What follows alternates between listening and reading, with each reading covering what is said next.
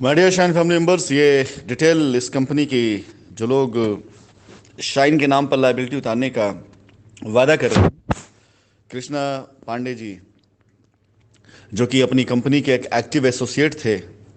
लेकिन जैसे ही नेपाल की त्रासदी हुई और नेपाल त्रासदी से मैं निकल करके बाहर आता, उससे पहले ही इन लोगों की कंपनी तैयार भी हो चुकी थी। जैसा कि मैंने कहा था कि कंपनी इसलिए नहीं बुरे दौर में आई कि कंपनी की ऐसी नीयत थी।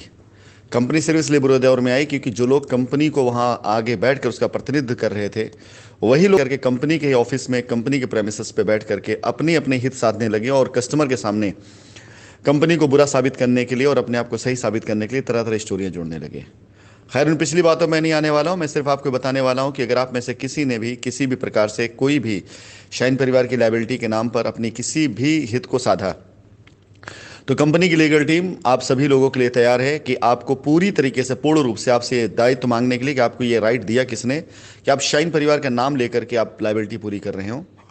बाकायदा उसका आप एक क्रिएटिव बना करके शेयर कर रहे हो। अगर आप कंपनी के पास कभी भी नहीं आए अपनी लायबिलिटीज की बात करने के लिए, आपने कभी भी कंपनी के सामने आकर अपनी परेशानी नहीं बताई, बस आपने कंपनी के उस वक्त के वक्त का फायदा उठाया और अपनी कंपनी बना करके आप कस्टमर बैंक तैयार करने लगे। और ऐसे बहुत से लोग हैं जो इस समय रडार पर हैं, जिन्होंने यही काम किया है।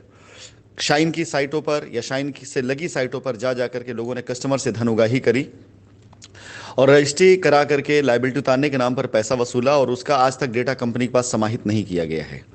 ऐसे बहुत से नाम हैं जो कि रडार पर हैं, और ऐसे सारे लोगों को अब नोटिस जाने वाली है कि जिन लोगों ने कंपनी के नाम पर लायबिलिटी खत्म करी है, तो क्या वास्तव में लायबिलिटी खत्म करी गई है? क्या कंपनी के द्वारा उन्होंने जो भी पैसा वसूला है, वो पैसे की क्या उन्होंने वाकई में ज़मीन खरीदने में किया है, खर्च किया है, या उन्होंने वाकई उतनी ज़मीन खरीदी थी? जो कुछ भी है, अगर आप सभी ऐसे किसी कृत्य में शामिल हैं तो आपके ऊपर, मुझे जहां तक मेरी जानकारी है, सेक्शन 120 बी आपके ऊपर ही बनता है, क्योंकि आपने पूरी तरीके से एक कूट रचित नीति के तहत आपने मिल करके एक ऐसे क्राइम को, एक ऐसे उसको किया है जिसमें आपने सरासर झूठ बोला है। सरासर आपने इस तरह की आडंबर तैयार किया है, कंपनी के प्रति आपने निगेटिव भावना तैयार करी है। और जब कंपनी अपनी लायबिलिटी खुद खत्म करने के लिए प्रयास कर रही है, तो अगर आपने 2 4 10 कस्टमर की लायबिलिटी खत्म करी है तो कंपनी उसे खत्म कर सकती थी। अगर आपने 2 4 100 लोगों की लायबिलिटी खत्म करी है तो आप उसका पूरा ब्यौरा, पूरा डिटेल अगर आपने कंपनी में या किसी ऐसे संस्था पे आपने जमा किया कि शाइन की लायबिलिटी खत्म कर रहे हैं, आप शाइन के नाम लेकर लायबिलिटी खत्म कर रहे हैं, तो आपने उसको कहाँ सबमिट किया, कहाँ समाहित किया है? ऐसे सारी चीज़ों के साथ में मैं इस कंपनी के ऊपर बाकायदा एक लीगल एक्शन लेने जा रहा हूँ।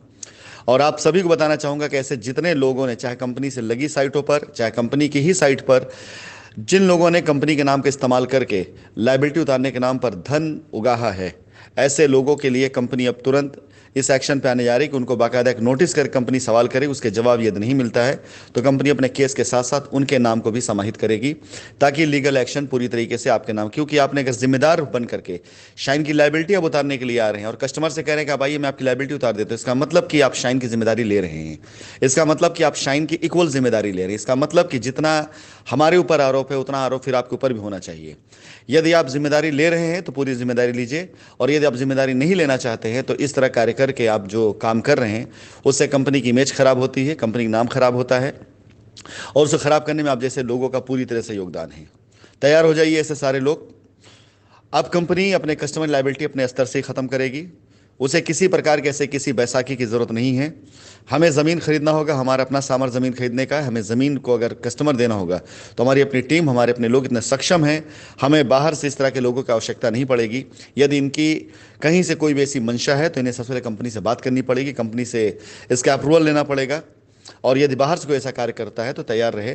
कंपनी अपनी तरफ से आवेदन देने जा रही है कि ये लोग जो कंपनी की जिम्मेदारी उठाने के लिए तैयार हैं, लायबिलिटी उतारने के लिए, तो आगे से होने वाली सभी एफआईआर या पीछे के एफआईआर में इनका नाम जरूर डाला जाए, ताकि ये जिम्मेदारी अगर उठा रहे हैं तो पूरी तरह जिम्मेदारी उठाए।